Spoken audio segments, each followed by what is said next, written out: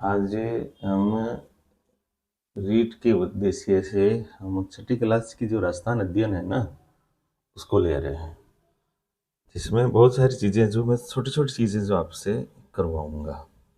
ठीक है ना, आपसे प्रश्न पूछता रहूंगा, जवाब भी देते रहना। दे दोगे? ठीक है, तो ये लीजिए। Very good. ठीक है ना। अब देखिए कि राजस्थान का भौगोलिक दृष्टि से विस्तार देखें तो उत्तर पश्चिम 23 डिग्री 3 से 30 डिग्री 12। तो यहाँ प्रश्न ये पूछा जा सकता है कि राजस्थान का अक्षांशीय विस्तार कितना है। ठीक है ना।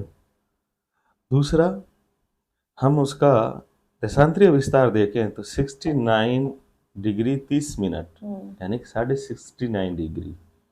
ठीक है ना। और 78 डिग्री 17 मिनट। ठीक है ना। तो इसमें लगभग अंतर है, मान के चलिए कि 8 देशांतर का, यानी कि धौलपुर की पूर्वी सीमा और जैसलमेर की पश्चिमी सीमा के मध्य 8 देशांतर का अंतर, लगभग 8 देशांतर का अंतर आ जाता है। तो उसी हिसाब से सूर्योदय का भी मैटर होगा कि यानी कि जैसलमेर की पश्चिमी सीमा पर सूर्योदय धौलपुर की पूर्वी सीमा पर सूर्योदय में कितना अंतर होता है। तो करीब 30 से 1 मिनट 32 मिनट, 8 चौक 32। ठीक है ना। चलिए, तो उत्तर से दक्षिण विस्तार है 826 और पूर्व से पश्चिम है 869। अब मैं तेरे से सवाल पूछता हूँ, वो ये है, एक तो वो देख लेना कि राजस्थान के 5 पड़ोसी राज्य कौन कौन से हैं। पंजाब, हाँ, हरियाणा, हाँ, नीचे उत्तर प्रदेश, मध्य प्रदेश, गुजरात। अच्छा। राजस्थान की कुल स्थलीय सीमा 5,920। ठीक है। राजस्थान की सबसे लंबी सीमा बनाने वाला राज्य मध्य प्रदेश। सबसे कम सीमा बनाने वाला राज्य पंजाब। Very good. और अंतर्राष्ट्रीय सीमा किस देश से मिलती है। पाकिस्तान से। उसकी लंबाई 1070। उसका नाम परेड क्लिफ। Very good. अब उसमें राजस्थान के इतिहास की कुछ बातें हैं, जिसमें मरु क्षेत्र के बारे में बात दे रखी है कि मरु क्षेत्र। ठीक है ना। तो ऋग्वेद में इसका उल्लेख है, ठीक है, दानवन के रूप में, और पुराणा में है, रामायण महाभारत में है, चरक संहिता और वृहद संहिता में। ठीक है ना। अब फिर इसी से एक्चुअली में इसी क्षेत्र में आर्य भी रहा करते थे। आर्य मरु यानी मरुस्थल से वाकिफ थे। आर्य मरुस्थल से वाकिफ थे यानी वो जानते थे, इसलिए तो मरु प्रदेश का वर्णन है। चलिए, अब जिसमें अब कालांतर में इस क्षेत्र में एक्चुअली में कुरु, मद्र और जांगल नामक जनपदों का निर्माण हुआ। कुरु, मद्र और जांगल। अब जांगल के बारे में बात करते हैं तो जांगल बीकानेर और जोधपुर का थोड़ा सा भाग है, बीकानेर और नागौर, जिसकी राजधानी अहिच्छत्रपुर जो वर्तमान में नागौर है। ठीक है ना। अब मत्स्य जनपद का सबसे पहला उल्लेख मिलता है ऋग्वेद में, जयपुर का शायद। ठीक है ना। और विराटनगर इसकी राजधानी थी, जिसका महाभारत में उल्लेख आता है। ठीक है ना। महाभारत में पांडवों ने अज्ञातवास विराटनगर में बिताया था। ठीक है ना, राजा विराट। फिर अब यहाँ सबसे महत्वपूर्ण बात है, चीनी यात्री ह्वेनसांग यहाँ आता है, इसने भी उसका उल्लेख किया था विराटनगर का। तो वो एक्चुअली में इस दृष्टि से आता है क्योंकि वो बौद्ध धर्म स्थलों का अध्ययन करने के लिए यहाँ आया था, एक तीर्थ यात्री था। ठीक है ना। तो क्योंकि बौद्ध धर्म का बहुत बड़ा स्थल था राजस्थान में विराटनगर, तो इस वजह से सूरसेन, भरतपुर, धौलपुर और करौली, ठीक है ना, का अधिकतर भूभाग सूरसेन जनपद में आता है, जिसकी राजधानी मथुरा थी। ठीक है ना। और फिर 4वीं शताब्दी ईसा पूर्व के यूनानी लेखक, अब 4वीं शताब्दी ईसा पूर्व के यूनानी लेखक मतलब सिकंदर के साथ जब आए, ठीक है ना, ने सिकंदर के समय सूरसेन का उल्लेख किया है। सिकंदर का आक्रमण, जैसे 4वीं शताब्दी ईसा पूर्व यूनानी आक्रमणकारी आए, तो उसके साथ आक्रमणकारियों के साथ जो आने वाले व्यक्तियों ने शोरसेन का राज्य का उल्लेख किया। और 4वीं शताब्दी ईसा पूर्व आक्रमण हुआ था सिकंदर का, ठीक है ना। अब ये बात आपको ध्यान में रखनी पड़ेगी कि सिकंदर के आक्रमण के समय अपनी स्वतंत्रता को सुरक्षित रखने के लिए पंजाब और टक की कुछ जातियां, ठीक है ना, राजस्थान में आकर बस गई थी, जिसमें मालव, सिवी और अर्जुनाई। तो अब ध्यान में ये रखना है कि मालव, सिवी और अर्जुनाइन जनपदीय जातियां राजस्थान में आकर क्यों बसी? तो सिकंदर के आक्रमण से अपनी स्वतंत्रता को सुरक्षित करने के लिए, ठीक है ना। चलिए, तो अब सिवी मालव, सिवी, अर्जुनाइन, ठीक है ना। तो ध्यान रखिएगा, उदयपुर के पूर्वी पश्चिमी यानी कि मेवाड़ जो क्षेत्र है वो सिवी जनपद का क्षेत्र कहलाता है। परीक्षा में पूछा जा सकता है, मेवाड़ का जो क्षेत्र है वो सिवी जनपद कहलाता है, ठीक है ना। और इसकी राजधानी मध्यमिका या माध्यमिका, जो वर्तमान में नगरी के नाम से जो चित्तौड़ में है, तो मध्यमिका नगरी ऐसे याद रख लेना। बाद में इस क्षेत्र को प्रागवाट या मेदपाट भी कहा जाने लगा। तो अब अगर परीक्षा में प्रश्न पूछे कि मेदपाट या प्रागवाट क्षेत्र में कौन सी जनपद या जनजाति रहती थी? तो सीवी, ठीक है। अब अर्जुनाइन अपनी विजय के लिए प्रसिद्ध थी। प्रश्न यहां पूछा जा सकता है, राजस्थान की वो जाति जो अपनी विजय के लिए प्रसिद्ध थी, अर्जुनाइन।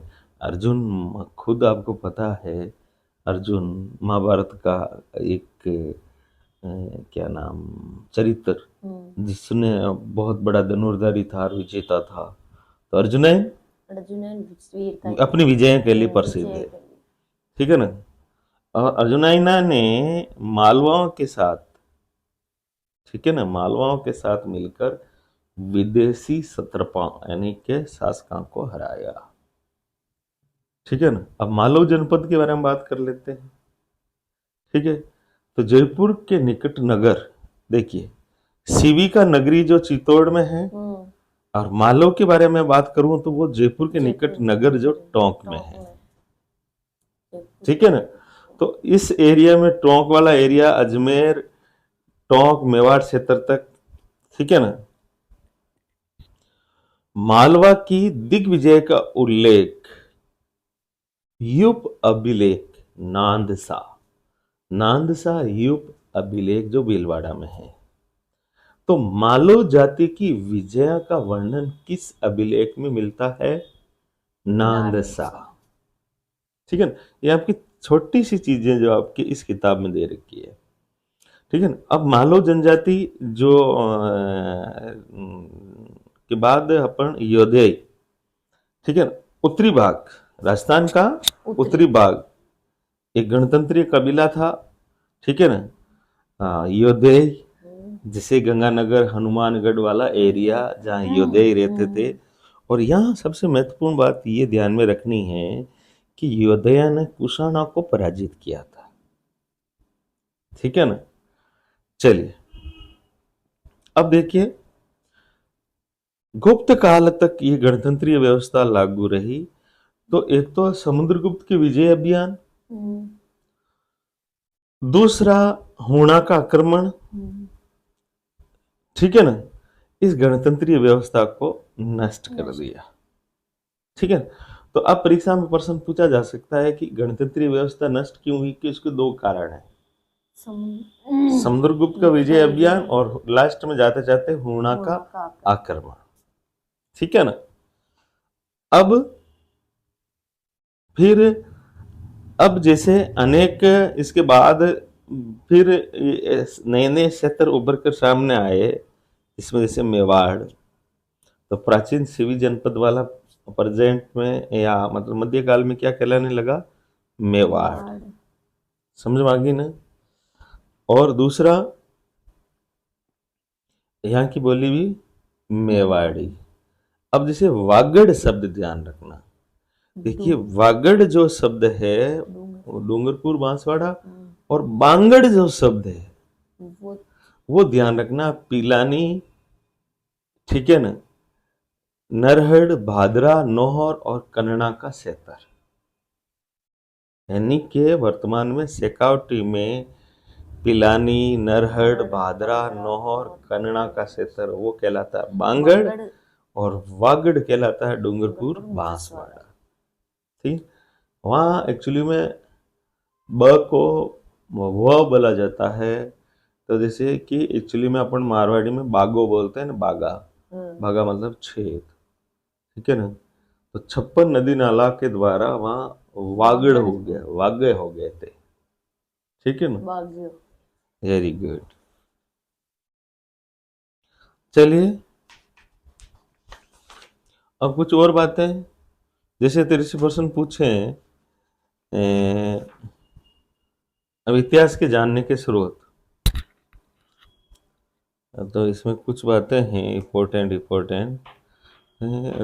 थोड़ा इतिहास से जानने के स्रोत उसमें अच्छा दे रखा, वो देख लेंगे।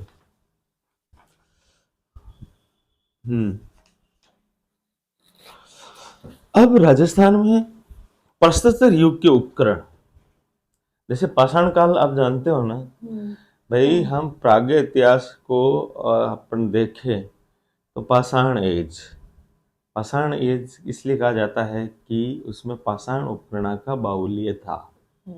समझ में आ गई? इसलिए उसको कहा जाता है पाषाण एज, पाषाण काल, ठीक है।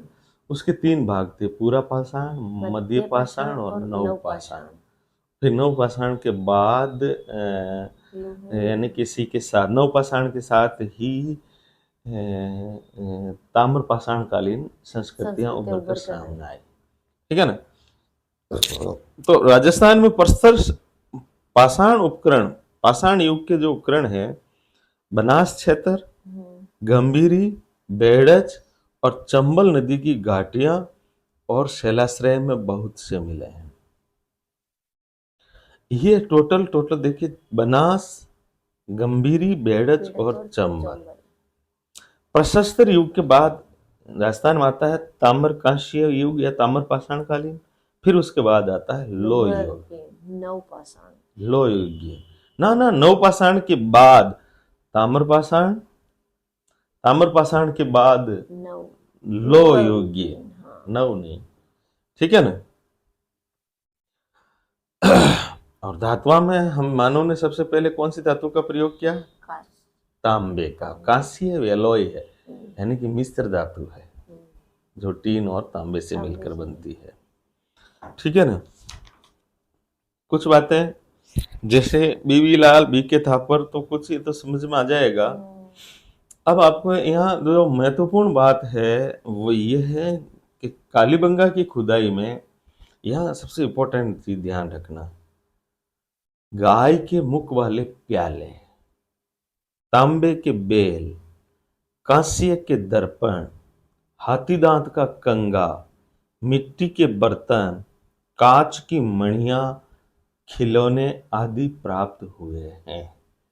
स्पष्टतः यह प्रश्न पूछा जा सकता है, किस पुरातात्विक स्थल पर गाय के मुख वाले प्याले और तांबे के बेल और कांस्य के दर्पण, बहुत सारी चीजें, हाथी दांत का कंगा, ये ठीक है, यह प्रश्न पूछ सकते हैं। इसके अलावा बाकी तो आप सब जानते हैं कि भी हनुमानगढ़ जिला में है, ठीक है। दूसरी कालीबंगा का मैं तो आप जैसे मैं ज्यादा डीपली नहीं जाता हूँ, इसमें जो है उसी के बारे में चर्चा कर रहा हूँ, ठीक है ना। अग्निवेद्य मिली वो, ठीक है ना। और हाँ, फिर यहाँ देखिए बस्ती के गंदे पानी के निकास के लिए यहाँ लकड़ी और ईंटा की नालियां मिली है। क्या? लकड़ी और ईंटा की नाली। तो लकड़ी की नाली कहाँ, किस पुरातात्विक स्थल से? कालीबंगा से। ये इसमें बहुत बढ़िया चीज दे रखा है। चलिए अब अघाटपुर आहाड़ के बारे में, जिसको ताम्रवती नगर भी कहा जाता था, जिसके बारे में आप जानते हैं। इसमें जो मेन चीज है वो ये है कि यहाँ मकाना की दीवारें पत्थर और मिट्टी से बनी हुई, पहली चीज। जैसे कालीबंगा में है तो वहां ईंटा से बनी हुई ईंटा से। दीवारें। पत्थर की दीवारें कहाँ हैं? आहड़। आहड़ में। एक चीज ये।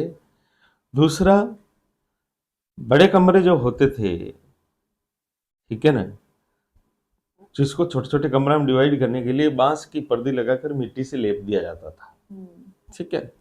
एक, फिर एक और चीज, यहाँ मकाना में 4 से 6 चूल्हे मिले हैं, तो यहाँ स्पष्ट दिखा जाता है कि या तो संयुक्त परिवार या सामूहिक भोजन होता था, आहड़ में। ठीक है। अब महत्वपूर्ण, यहाँ उच्च कोटि के चावल उत्पादित होते थे। तो किस ताम्र पाषाणिक संस्कृति में उच्च कोटि के चावल उत्पादित होते? आहड़ में। आहड़ में, ठीक है ना। चलिए, अब यहाँ एक भट्टीनुमा चूल्हा मिला है, तो इसका मतलब ताम्र गलन भट्टियां भी मिली है, ठीक है। आहड़वासी बर्तन बनाने की कला में माहिर थे। लाल और भूरे मर्दबान, ये थोड़ा सा इंपॉर्टेंट है, लाल और भूरे मर्दबान। फिर देखिए, भूरे। यहाँ के उत्खनन में तस्तरियां यानी प्लेट जैसी, दीपक, धूपदानियां, ध्यान देना, मटके, कलश, चूड़ियां, खिलौने। इसके बाद जो इंपॉर्टेंट है वो 26 किस्म की मणिये, आहड़ में। यस, और 6 तांबे की मुद्राएं और 3 मुहरें प्राप्त हुई है। समझ भाई? इस चीज का ध्यान में रखेंगे। चलिए, शायद प्राकृतिक प्रकोप से यह सभ्यता नष्ट हुई होगी। अब बालाथल के बारे में, ये सारे के सारे अपन यूं समझ लीजिए कि ये एक्चुअली में बनास संस्कृति के ही स्थल है बालाथल, ठीक है ना। तो यहाँ एक और चीज ध्यान रखनी है कि ये वल्लभनगर तहसील में है, उदयपुर के वल्लभनगर में, ठीक है ना। यहाँ एक 11 कमरा का एक बड़ा भवन मिला है, ये जिसे दुर्ग कह सकते हैं। सबसे इम्पोर्टेंट चीज क्या है? बालाथल। तो बालाथल में बाला किला 11 कमरा का जैसे बड़ा भवन मिला है, ठीक है। यहाँ तांबे के चाकू, कुल्हाड़ी, छेनी, बाण जैसे तो उपकरण, फिर कर्णफूल, ये ध्यान रखना, और गले के हार की लटकन, गले में पहनने के लिए, हाँ लटकन मिले हैं, ठीक है। चलिए, दूसरा, यहाँ लोहकाल के अवशेष भी प्राप्त होते हैं। ताम्रपाषाण कालीन संस्कृति से लेकर लोहकाल तक यहाँ लोहे गलाने की भट्टियां के चिन्ह मिले हैं। क्या?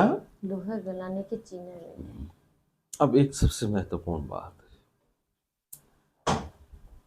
बुना हुआ वस्त्र प्राप्त हुआ है सिर्फ और सिर्फ बालाथल और विराटनगर से।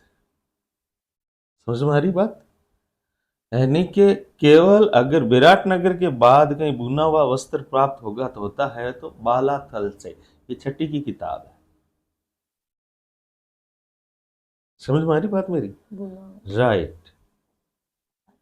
अब गणेश्वर, गणेश्वर को एक्चुअली में यहाँ आप ध्यान में देना होगा कि गणेश्वर खेतड़ी की ताम्र खान के पास थे, ठीक है ना। खेतड़ी, हाँ, इसलिए इसको ताम्र संचय संस्कृति भी कहा जाता है। और गणेश्वर से ही ताम्र उपकरण बहुतायत से मिले हैं, ठीक है ना। और यहाँ सबसे बड़ी बात ये ध्यान में रखना है कि यहाँ दोहरी पेचदार शीरा वाली ताम्र पीना को पश्चिमी और मध्य एशिया में निर्यात किया जाता था। यानी कि सिंधु घाटी सभ्यता में, हम हड़प्पा सभ्यता के बारे में बात करते हैं, तो वहां से जो तांबा आया जाता था तो वहां से खेतड़ी और ओमान से, ओमान तो दूर था, मैक्सिमम तांबा खेतड़ी से जाया जाता था। तो वो पहुंचाने वाले लोग थे गणेश्वर के, और मध्यस्थता कर रहे थे कालीबंगा वाले लोग। That is right. तो इसे ताम्रपाषाणिक संस्कृतियों की जननी भी कहते हैं गणेश्वर को। ठीक है ना। अब अपन बेराट के बारे में बात करते हैं। बेराट के बारे में, ये हर युग में, यानी गुप्त मौर्य काल तक, महाभारत में मत्स्य जनपद की राजधानी, पांडवों ने अपना अज्ञातवास यहाँ व्यतीत किया। क्या था?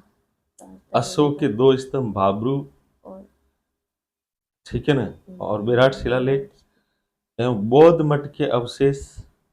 तो राजस्थान में बौद्ध मठ के अवशेष बेराट। विराट से यहाँ एक कमरे में 36 चांदी की मुद्राएं मिली है। 36, जिसमें 8 तो पंचमार्कड और 28 यूनानी शासकों की। 28 यूनानी शासक। हाँ, ठीक है। और खुदाई में स्वास्तिक और त्रिरत्न चक्र के चिन्ह युक्त अलंकृत घोड़े देखिए। स्वास्तिक तथा त्रिरत्न चक्र से चिन्ह युक्त अलंकृत घोड़े, दीपक, नाचता हुआ पक्षी, ये इंपॉर्टेंट है। नाचता हुआ पक्षी विराट से। हाँ, पत्थर की संदूकें, लोहे की कीलें और हाथ से बुना हुआ वस्त्र। ये बात हमने पहले ही तय कर ली थी, बालाथल से मिला और यहां से मिला। ठीक है ना। इसके अलावा भी बहुत सारी चीजें हैं जो मतलब कि ये किताब कहती है कि भाई कि इसके अलावा राजस्थान में बहुत सारे पुरातात्विक स्थल जैसे बागोर, ओजियाना, सांबर, जोधपुरा, ये जयपुर में है, सांबर और जोधपुरा। टोंक में नगर रेड, चित्तौड़ में नगरी जो सीवी जनपद की राजधानी, भरतपुर में नोह, जालोर में बीनमाल, राजसमंद में पचमता। ये पचमता पूछ सकते हैं, पचमता पुरातात्विक स्थल कहाँ है, और गिलोन। ठीक है ना। चलिए अब इसमें आज़ादी से पूर्व के भारत के बारे में कुछ देर का है तो वो अपने कर लेंगे। चलिए छठी की किताब कंप्लीट है।